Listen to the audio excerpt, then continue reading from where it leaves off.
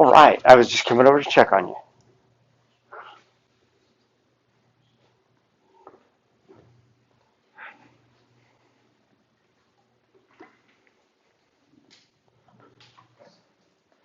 You just look like you're consulting. You have questions? Let's see.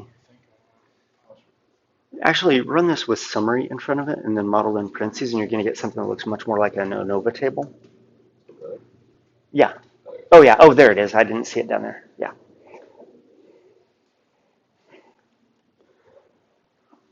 All right.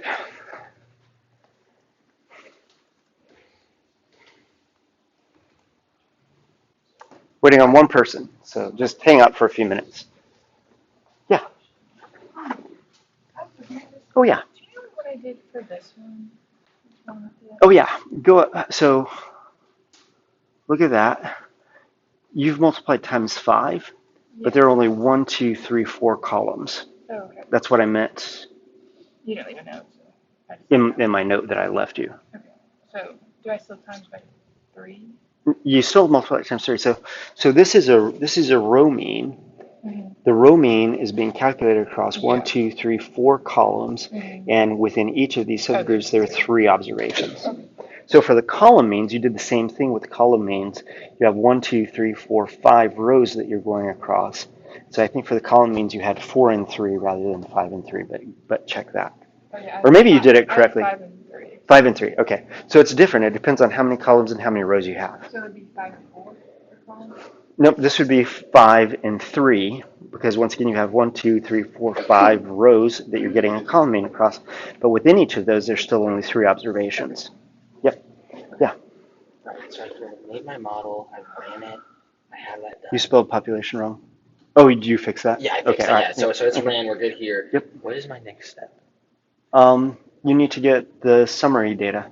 So I would do summary. Summary SE, yep. I mean, ultimately, just that, just all over. No, you need the data file.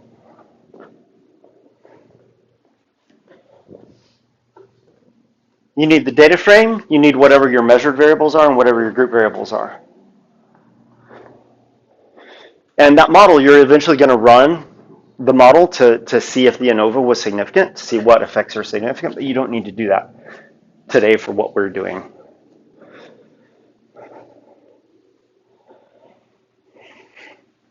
Everything else making sense? I'm just starting to look over. Okay, all right. Yeah, sorry I didn't get to that earlier, but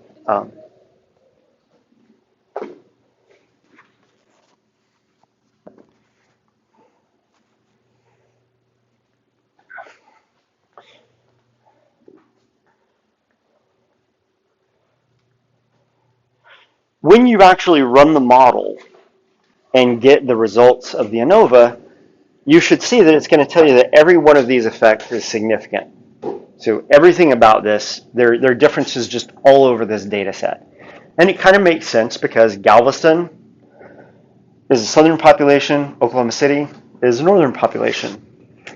Winter is colder than summer. And body temperature and preferred temperature and environmental temperature and wall temperatures should all be expected to vary with one another somewhat. But the other thing that happens is that wall temperature behaves differently in winter rather than in summer across the two populations. In winter, wall temperatures are very different between the two populations, but in summer, wall temperatures are very similar to one another, and that's the nature of the temperature type by population interaction. So all of the interactions are also significant in this particular data set. Blaine, did you get caught up yet? Yes. Okay, good. Yeah. Is this a 3-way or a 4-way? It's a 3-way ANOVA. We have season, population, and temperature type. And those are the three factors that we're looking at. We're looking to see how each of those affects the temperature that we observe. Yep. So it's a 3-way ANOVA.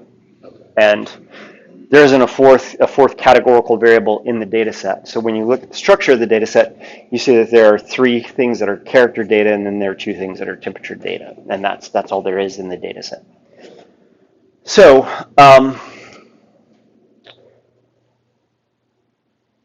Rachel asked, yeah, Blaine? Oh yeah, sure, I can do that. So I'm in summary SE. Yeah, all right. Everybody's blue tabs down. So Rachel asked the question, so you run your overall ANOVA, and you see that all these things are different. Each of these effects and all the interactions are all significant. Do you run a Tukey's test after that? And yes, you should run a Tukey's test, because the Tukey's test will actually tell you what treatments are different from which other treatments. Now remember that there are two ways of running the Tukey's test. I misplaced my marker somewhere around the room. Okay, I'll come back and get it. There are two ways of running the Tukey's test. What are they? Okay. You can run Tukey HSD, and you can run HSD test. This requires just the model. This requires the model, and then TRT equals, and then you have to tell it what treatments you're wanting it to look at. In this case, you're going to have a concatenated set of treatments because you want it to look at all possible combinations of season, population, and temperature type. What's the primary difference in the way it gives you this output from each of these?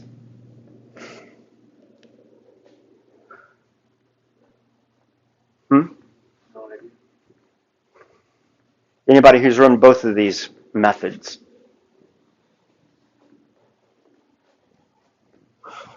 With Tukey, what? Go ahead. Doesn't one like tell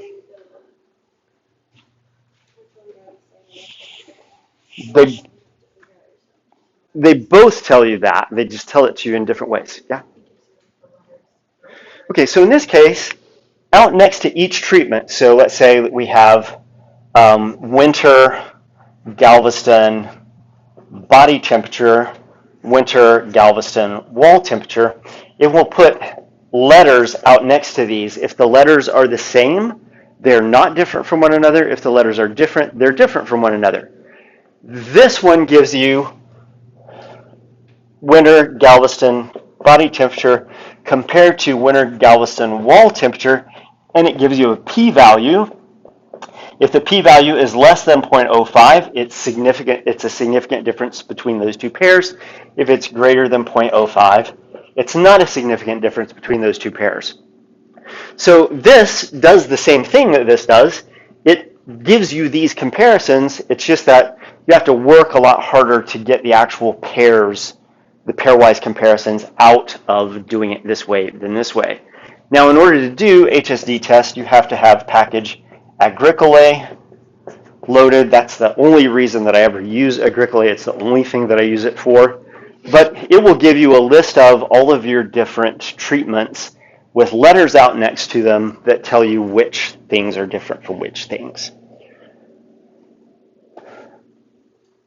So after you get all of this, you have to create some graphical representation of the data that will actually be meaningful to someone. So let's start brainstorming how we might do this.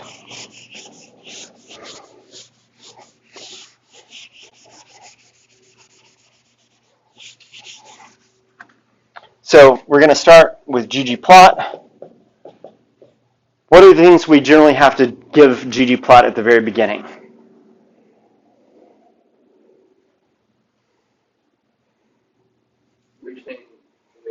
For making a plot, yep. We have to give it, what is the first thing you always have to give? You have to give it some form of data. So what we've typically done is we've used summary SE to generate a summary data file that I typically call CI plot. So that's the data frame. Then what do we give ggplot next? We give it a set of aesthetic statements, and what is in these aesthetic statements typically? Go back and look at some plots you've made in other cases. X is equal to like that. So X is equal to something, Y is equal to something. And then if we're going to have confidence intervals, we usually define what the confidence interval limits are. So we generally have y max and y min.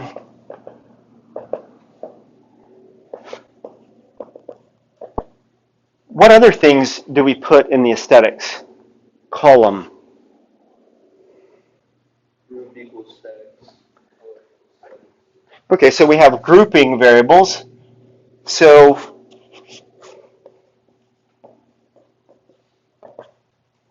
and we can define things on the basis of how ggplot colors things. So in this particular example, we're not dealing with fat type and growth. We're dealing with seasonal variation, variation among populations, and variation among temperature types. So what is the x variable and the y variable that we're going to want to be plotting? Let's just start with y. That's the easier thing. What's the response variable? Somebody said it. Say it louder. Temperature. So the y variable would be temp. Now the x variable determines what category goes on the x variable. That could be season, it could be summer and winter, it could be population, Galveston versus Edmond, Oklahoma, or it could be temperature type.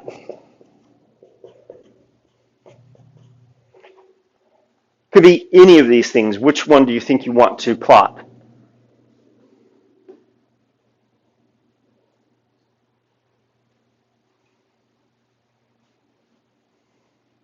Doesn't matter to me. I'll take any suggestion. Okay, let's put type. So let's make X body temperature type. So this would be temp minus or plus CI. This would be temp minus the confidence interval from this data set. So we basically are going to plot on the x-axis the different temperature types.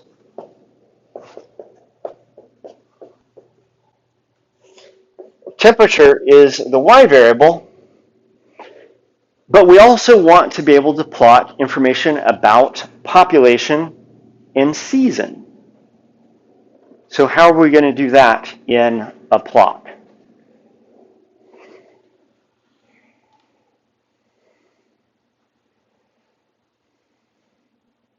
What does the grouping variable do in things that you've done before? Look at the rat fat script. What does group do?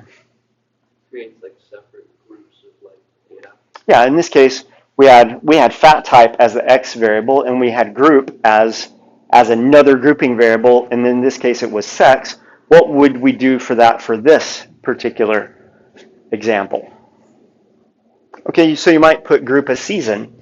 And so what it would do is it would plot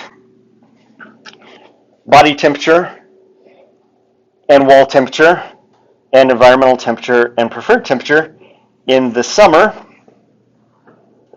and it would plot body temperature, environmental temperature, and wall temperature and preferred temperature in the winter. But what do we still not have? We still don't have population in here anywhere. So what's a way that we can get population into this graph? What? I didn't think about adding another group, so we might. I've actually never tried that.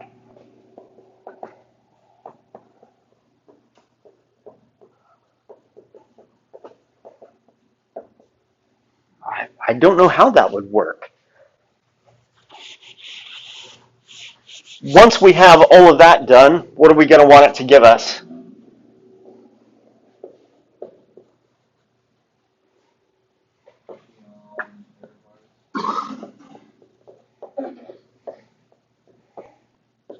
Geom.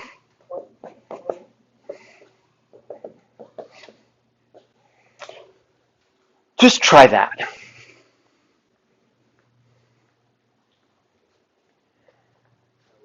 Try that. Try this. Oh, skip color, obviously, because we didn't define a color.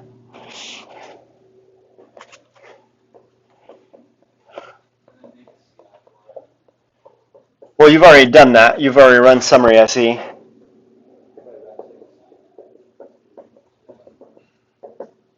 You can name it whatever you want to name it, or you can just do it without a name because you're going to be fiddling around with this for a while, and then you don't have to keep typing the name over and over again. So my advice would be just don't name it because you're going to run this block of code repeatedly while we explore this.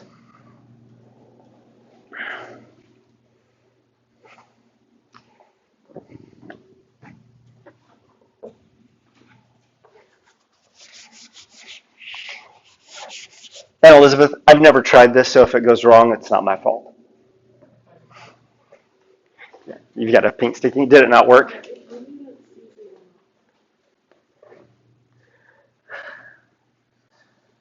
All right, let me see the code. Ooh. Uh-huh. Try it with just season and group. Oh wait. Should we put down our theme? You have an unmatched parentheses also. Try that. Okay, so it's complaining about that. Just get rid of the concatenation. Just have season in there. Oh, just have. Yep, just have season. Do I need the parentheses? You don't need parentheses around season. Oh, and then of course you need the other stuff. What do I need? What does it say? Let me see yours. Oh, you don't have this defined as a CI plot. Okay, You don't have a name. okay. That's the problem. So put it back and try the concatenation. Rachel.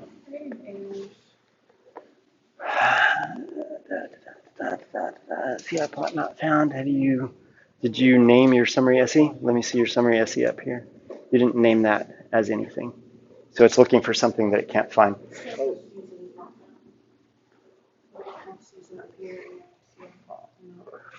So show me your CI plot. Yep, show it to me. Season is there. Okay, so now go back here. Okay, now run that again so I can see the error. Right, so now you still have, now that you've put that back, you still have an unmatched. Goodness. Oh no, or it was matched. No, it shouldn't have been. Oh yeah, no. Is that wrong? No, that's right. Where's Yeah, this? no. All right, This it's one's just, unmatched. Oh yeah, No, I need a you're third fine. one. This needs a parentheses too. Now they're all matched. okay, all right. Okay, let me try it again.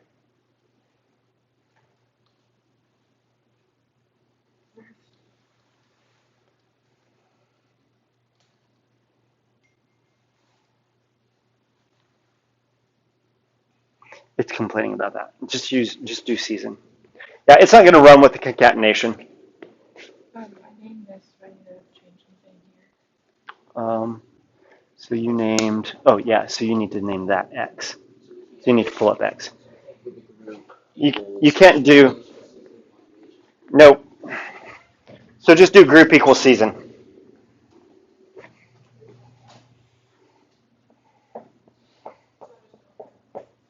Yeah. It was a nice idea, but it's not gonna, you can't force R to do something it's not going to Going to do. be temperature type. Yeah, sure. So you were saying earlier, do I need to name this summary SE right Yeah, you need to here? give it a name because that's the data frame you're going to refer to in your plotting code. Yeah, what do you got?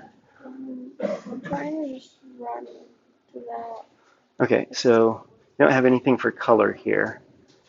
I thought we were leaving that blank. I erased it altogether because we didn't define a color. So just get rid of that altogether. Now put a plus out the outside of that. Wait, Oh. plus to take it down to the next line. So let's check put your cursor next to that parentheses with population. Population, up a line. Yep, there. So when you go through here, when you cursor through,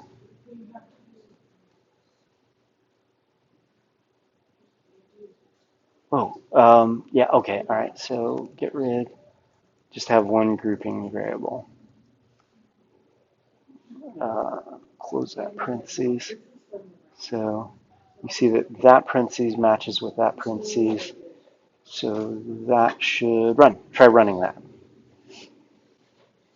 You don't have to highlight the whole thing, just anywhere in there. What is it doing? All right, so you're trying to add things to one another.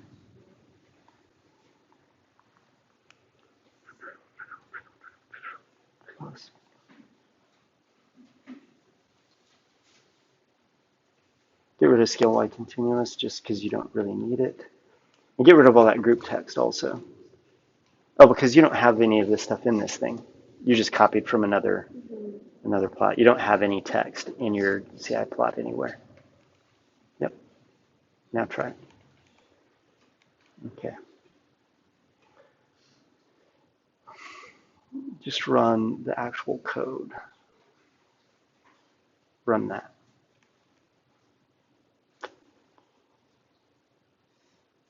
Oh, I see what happened. This is all still a part of the aesthetic statement. Comma. Now try it.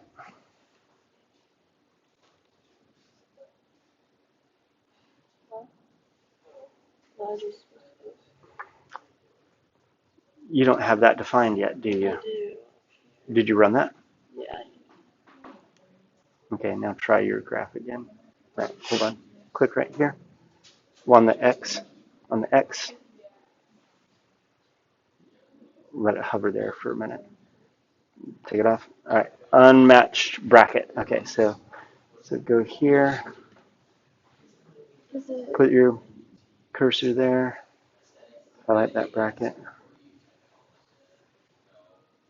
Oh yeah, you need a second parentheses there. There you go.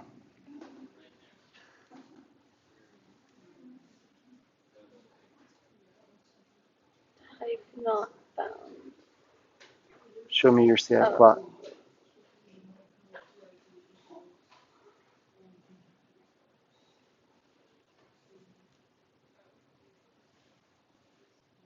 Oh wait. You're working on the wrong data. Oh, okay. Go back. I wonder if I labeled something the same. I'm confused. You're working off of the wrong data file somewhere. Let's see. Because this is. Yeah, it's the old one. I wonder if it's because I copied this graph from the other one. Go up to your. Where did you read in your data file? From here. Yep. Read that in.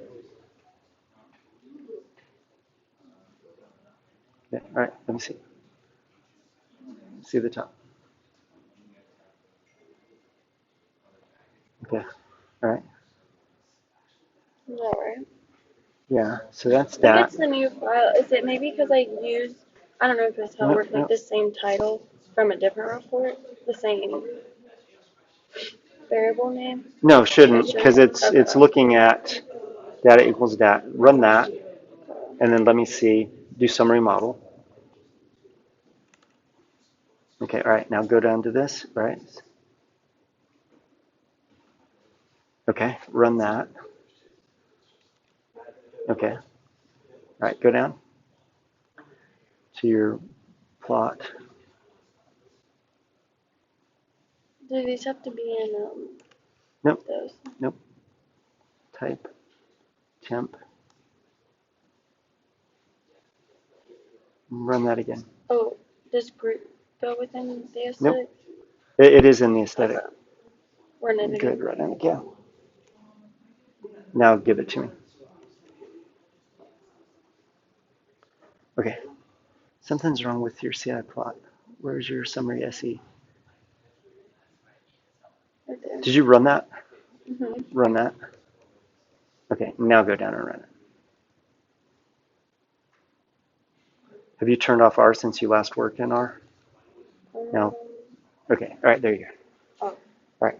Yeah. You didn't run the CI plot. So it was still using CI plot from when you did your one-way analysis of variance thing. Because that's why that PS was in there. It was population season combination. So you were referencing a CI plot from a previous analysis. All right. Questions? There's no way that was right. Oh, yeah. That's exactly how screwed up it's supposed to look. Oh, yeah. Oh, I'm sorry. Yeah. So it's telling me my aesthetic, even though AES is right there, that I'm not even placing it, and I don't understand where I went wrong. Is it because I have spaces in here with these and I don't have them with you? Shouldn't matter. Okay. Type temp plus, temp minus group.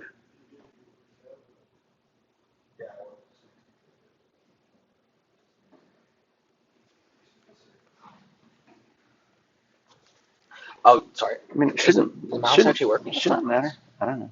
Oh, you might have to use this. Sorry. Really? Oh, there it is.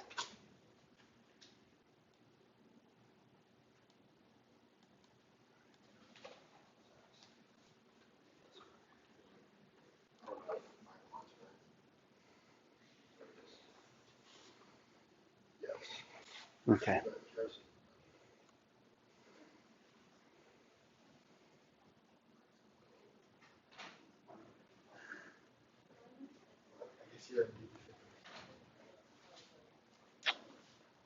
Then you just put an AES underscore in front of it? That shouldn't, because That's when I was confused. Is there any chance I'm missing like a package? I loaded packages, but I didn't know if there's any extra packages inside package. you have ggplot. Is ggplot running? Maybe not. It updated, so I had to. Yeah, it's running. ggplot. Yeah. Yeah, I'm not sure what's going on with that. You're going to see me after class? Yeah. Yeah, okay. Just hang with me. All right. Yeah, what you got? Mine's not doing anything. Okay, let's see what you have here. So your error is here. You can put your thing over the X and it will say unmatched bracket. So you have an unmatched bracket. And the other thing that you can do with this that helps you out is when you get to here. Yep. Oh, so here's one of your problems. You're no longer concatenating anything. So this should just be season. And then you'll see that you need a bracket here. But this bracket matches up with that parentheses, but you also have to close off that parentheses. Okay. See the little red dot there? Now, whoop.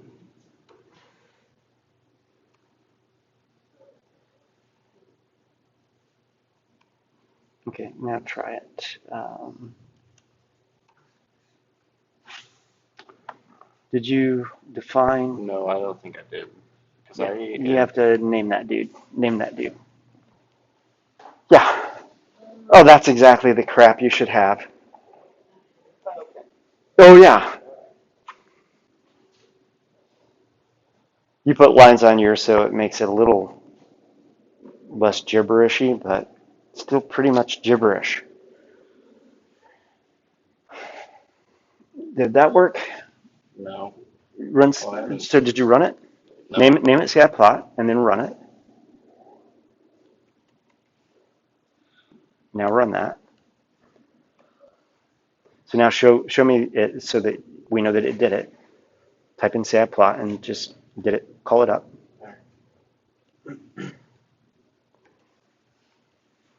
It did it? Okay, now go down to your graphing. Okay, now try that. Now you've given it an actual data frame. GM error bar. Probably it shouldn't be bars, it should be bar. Error bar or error bars? Error bar. Error bar. Misprint on Paul's part. That do it? You get total gibberish? Yeah, okay. That's fine. That's AES underscore to see if it would Uh-huh. run it and change anything. And all it did was it's now telling me that it can't find temp, which is weird because I show me your CI plot. like right here. Yeah, call it up. Call it up. Oh, just okay.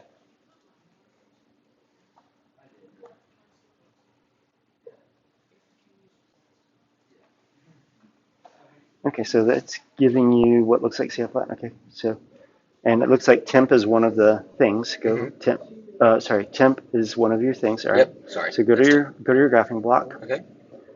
Type temp. All right. Get rid of all those spaces, just in case. Yeah. Okay. All right.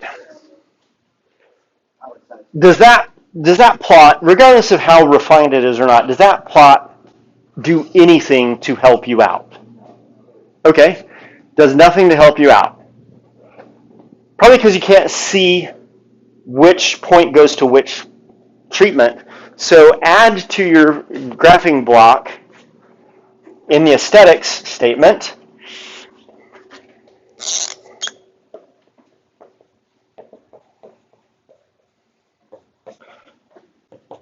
add the color to it and rerun it and see if that helps you at all.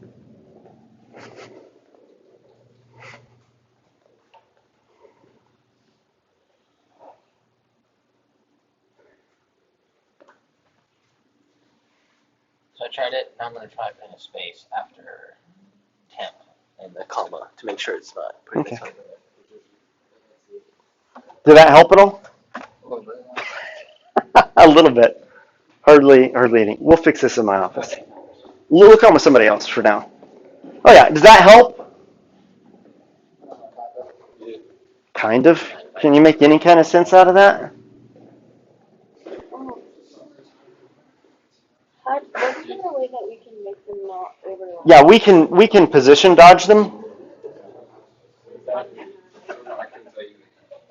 So you can certainly see that summer is generally higher than winter, but within all of those points, you also have the confounding issue of population. You haven't separated population out I didn't get anything.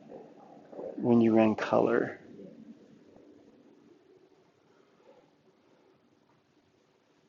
You've closed off your aesthetics thing. And now you need to do a, whoop, sorry. Close your parentheses, two parentheses. Now try that. Yeah, there you go. All right. So this just doesn't really help you at all because it is impossible to graph simultaneously 3 different axes of variation on a single 2-dimensional plot. You could, in theory, make a 3-dimensional plot, but those are a little more complicated, and they're much more difficult to interpret. So we need to find a different way of plotting things than the way we've plotted things in the past for this particular data set. Now, this is one of the things that's going to happen to you over the course of your time as a programmer, as a data scientist, et cetera, et cetera. You will have a bag of tricks that you bring to a particular data set. And then, because the data set is now more complicated than any data set that you've worked with in the past, you'll see that your current bag of tricks isn't sufficient to tackle everything that is in that particular data set.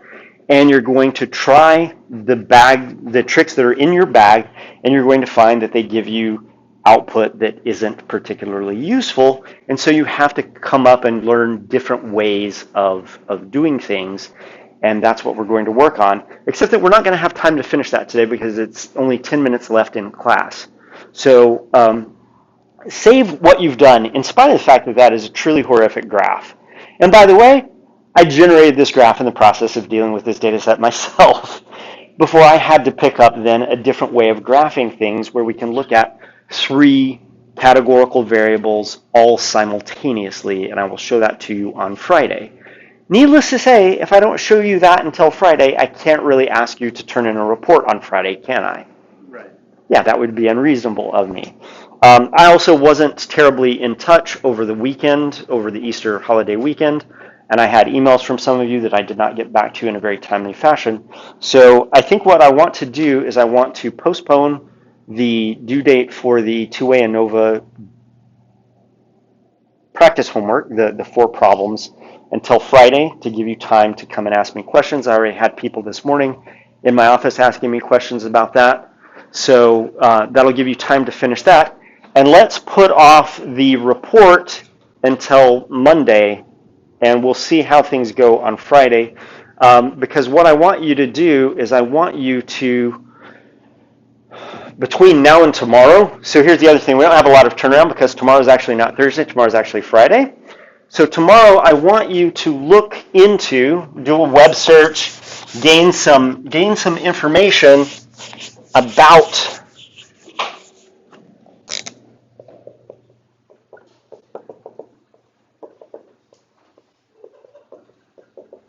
you guys celebrating about the homework postponement? What's that? Yes, I'm just laughing how loud it was. It was the funniest thing. I apologize. No, that's fine. I try and be reasonable in my expectations. Look up, go do a web search and find some things out about faceting and see if faceting seems like a way that you can find your way out of this particular conundrum with this particular data set. You had a question, Claire? I was just making sure you knew tomorrow. I do know tomorrow is this mine? This is mine. I didn't steal this from you just now. No. Tomorrow's a Thursday, but it's really a Friday. We meet tomorrow at this time because Friday is colloquium day. So Thursday is a Friday this week. Friday. Friday is colloquium day. There's no class. No class, but your peers will be doing presentations that you should all go and see. Don't leave yet. I still want to talk to you about a couple of other things.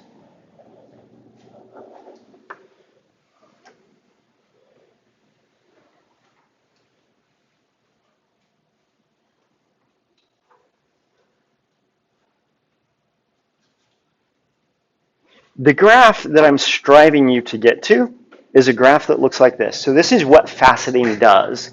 And so I want you to do some of your own digging as to how to implement faceting. But faceting basically divides your data into different categories. So in this case, we have temperature on the x-axis, and I've created histograms in this case because I think histograms are going to be a productive way of looking at this. And then I faceted the data into season and body temperature, wall temperature, environmental temperature, and preferred temperature. And the red bars are for Galveston and the blue bars are for Oklahoma City or Edmond, Oklahoma, whatever you want to call it. So in this way, I've managed to get all three of the variables stuffed into one graphic using faceting. On Friday, I will show you the code on how to go about doing this. Do some research. Sorry, not on Friday. Tomorrow, which is Friday, I'll show you how to do this. And I've also added to it the confidence intervals that we generated in the summary SE output that you generated today. So save all of that because we're going to use all of that. But what we're going to be doing is we're going to be doing something that you haven't done before, which is combining data from one data frame into a graph with data from another data frame in the graph. So the histograms are built from the raw data in your original data frame, and the confidence interval and the means are generated from the CI plot, summary SE data that you generated. So we're going to take both of these types of data and we're going to graph them on the same plot in a way that allows people to see what kind of variation there is in a population in terms of temperature, but then also provides for the reader what the means and the confidence intervals are for these things so that you can do this kind of visual assessment of whether or not things are different or not.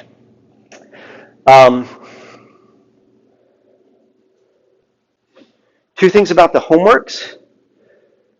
You guys are oftentimes having trouble calculating the sums of squares of rows and columns correctly. And then when you get to the unreplicated two-way ANOVA, you're having difficulty with how to calculate the residual. The residual sums of squares, which is sums of squares within typically in a replicated design, isn't calculated the same way in an unreplicated design because there is no within sample variation because there's only one observation there. So the sums of squares residual in a two-way unreplicated design is the same formula as the sums of squares interaction term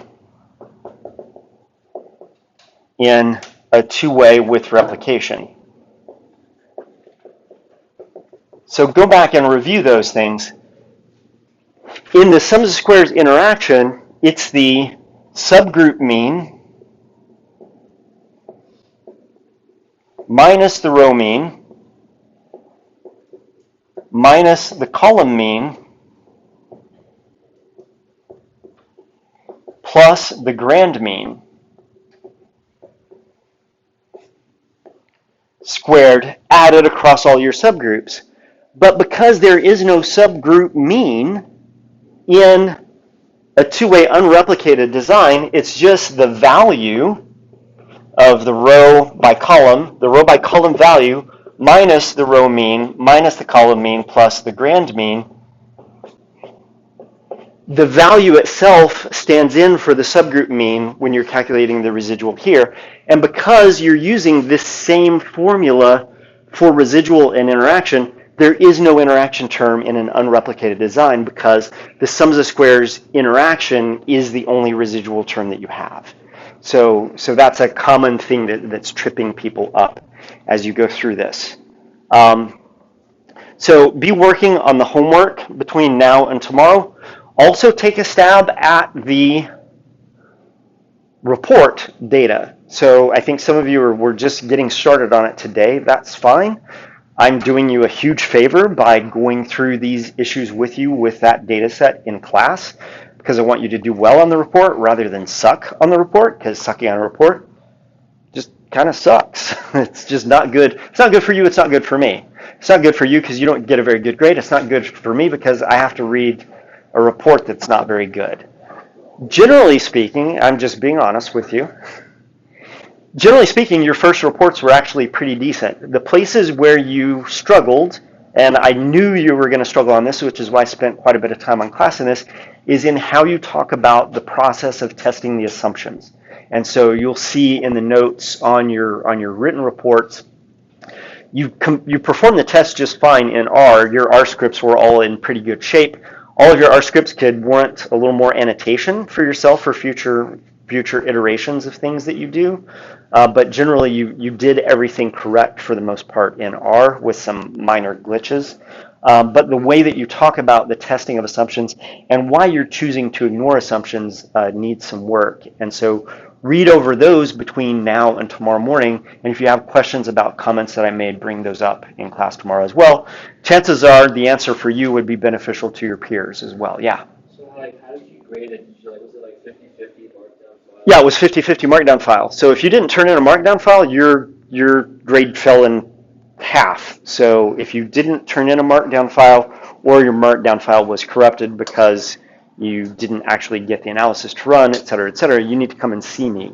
But like I said, generally most people's markdown files were fine. Yeah, so that's the way it's going to be from here on out. Were they both worth the same? Yep, it was 50. Yeah, and so basically most of you got 50% on your markdown file. You got 50 out of 50 because your markdown file ran and it ran correctly, and I could see the output, and the output matched my output. Some of you ran Levine's test with the center being the mean. You should run it with center equal median instead, but I didn't take points off for that. That's a minor little glitch.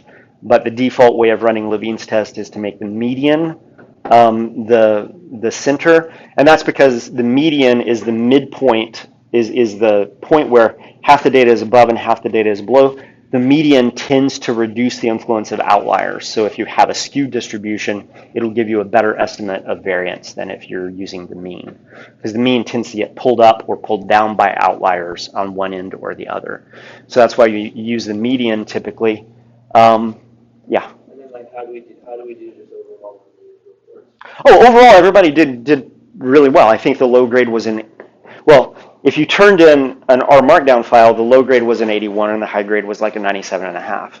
And most of you were in the A range. And you'll see that when you open up your email and look at your.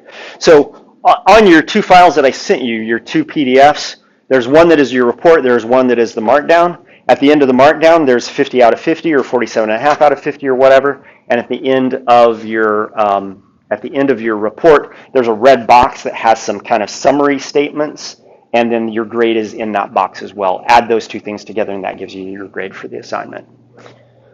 So in your report, there are going to be minor niggling comments just scattered throughout. They look at like little Post-it notes. Click on those, and it will tell you what's in that note. And so I made a bunch of little detailed stuff in the document itself, but then at the end, there's just kind of a general statement on, these are the things that you need to work on for the next time in a broader sense.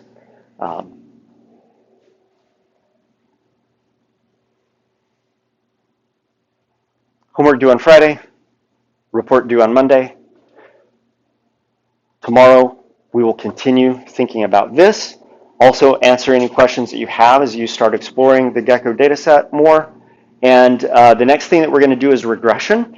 I'm not sure that we're going to get past regression. So in the syllabus, we were going to get to analysis of covariance. What I might do, because we're kind of running out of time here at the end of the semester, we normally get to analysis of covariance. What I might do is just take you through regression, give you your last assignment being the regression assignment, and then during that time that we have left over after we finish covering regression,